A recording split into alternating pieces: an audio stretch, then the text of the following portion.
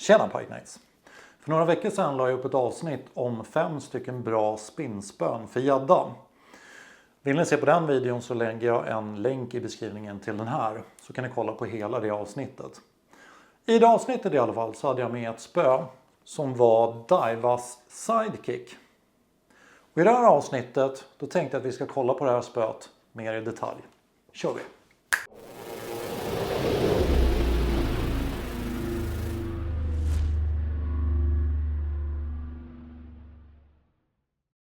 Ja, om vi ska börja kolla på lite små detaljer först då, så är det Daivas Prodex XR-serie. Spöet heter Sidekick. Det är 8,6 fot långt, vilket innebär 2,59 meter. Det har en kastvikt upp till 150 gram. Spöet väger 180 gram och det är tvådelat. Det här var ju lite generella saker som man kan ta del av på de flesta hemsidor där man säljer spöet. Men kollar man på lite mer djupgående detaljer så kan vi börja med längden på bakhandtaget. Mäter man från den sista öppna delen där själva rullen sitter, alltså i rullfästet, ner till bakhandtagets nedersta del så är den 44 cm. Helt okej, inte jättelångt bakhandtag, men helt okej och ingenting som jag har reagerat över. Spöringarna på spöet det är från Fuji, så det är Fuji Alkanite K-Guides. Det är 10 stycken spöringar totalt spritt över spöet och jag tycker de här har hållit riktigt bra kvalitet. Spöet i sig är byggt med en typ av blank, alltså själva spögrunden, som heter HVF Nano Plus Carbon. Det här är vad jag har förstått det en förkortning för High Volume Fiber, vilket innebär att man har en lite högre volym kolfiber då och lite mindre resin, eller den här limningen som är mellan. Det här gör att spöet blir lite lättare än annars, för resin ska väga lite mer. Och vikten är ju 180 gram bara, så det är definitivt någonting de har lyckats med. Andra saker med konstruktionen på spöet är den här X45 Construction och V-joint.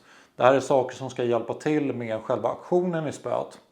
Och jag hade glädjen att få drilla en 9 plus gädda när jag var ute och fiskade med en guide som heter Peter Törnqvist.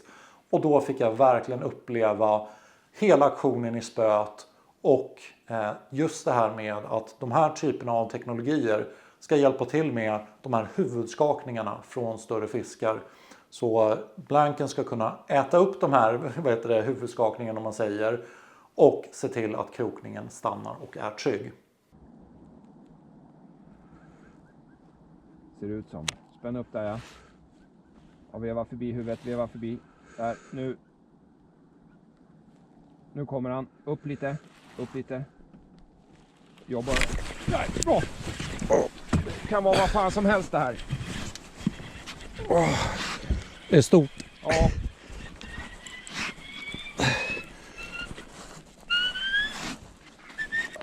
Jävlar vilken gädda. Vilken kloss. Jäklar vilken gädda. Ja men. 9,5. Jättefin gädda. Så jäkla härligt. Kollar man på rullfästet så är den här Daiwa Air Sensor Real Seat. Ett ganska smalt rullfäste som trots att det är en ganska skarp trigger på den. Jag brukar nästan föredra de här som har lite mer palm support. Som till exempel Sledgehammer i den tidiga versionen hade det. Men det har absolut inte varit några konstigheter. När jag drillade fisk, till exempel den där gäddan, så hade jag inga problem eller några obekväma känslor eller liknande från rullfästet. Så Daiwa Air Sensor Real Seat, inga konstigheter, lätt, robust, väldigt lite. Jag brukar alltid skruva åt rullen såklart. Men sen känna på när man har skruvat in den här ordentligt om man har något glapp eller någonting liknande. Och det är ingenting som jag upplevt från det här rullfästet. När det gäller aktionen så skulle jag säga att det här spöet är ett snabbt spö. Alltså det har en fast action. Kollar man på filmer där jag har testat olika beten så ser man att det är lite svikt i spöet. Och det kan vara väldigt skönt ändå att inte spöet liksom laddar tillbaka för snabbt och är för styvt. Utan att det blir lite, om man ska säga, lekfullt när man drillar fisk. Och just det här att den kan äta upp de här huvudskakningarna och tunga gungen som kan komma av en bättre fisk. Kastviktsmässigt så är spöet klassat upp till 150 gram. Och jag testade olika beten i olika tyngder. Så jag tänkte att vi ska titta på hur spöet beter sig med beten som väger under 80 gram, runt 80 gram och sen över 100 gram.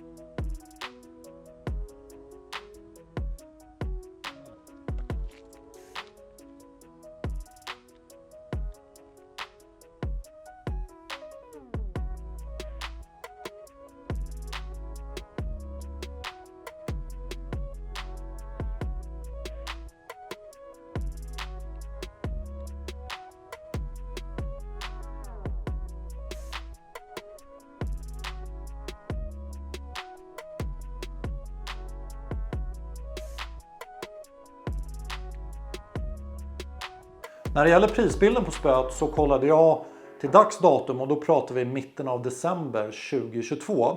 Då låg de flesta priserna mellan 16,95 och 17,95 i svenska kronor då. Så någonstans mellan 1700 och 1800 kronor, det är det man kan få spöet för idag. Det här är ett spö som jag lätt skulle rekommendera till dig som är ute efter ett skönt spö att fiska med. Lätt, bra komponenter, bra prisbild. Roligt att drilla fisk med. Lite där, jag brukar prata om spön som har lite haspelegenskaper. Alltså det har pulver i klingan men fortfarande väldigt roligt att drilla med. Då brukar jag prata om så här haspelspinnaktiga spön. Och det är precis vad det här spöet är. Är det så att du är ute efter någonting som är lite starkare och kanske till och med lite längre. Då har de även i den här ProRex XR-serien ett spö som heter Sledgehammer. Det är 8,8 fot och dänger upp till 220 gram. Så det är kanske någonting för dig som söker någonting som är lite styvare, lite längre och har lite mer pulver. Jättetack för att ni följde med på den här recensionen och genomgången av spöet. Som ni vet så lägger jag upp nya avsnitt varje måndag klockan 4. Så ni får hemskt gärna följa kanalen och klicka på den där notifieringsknappen.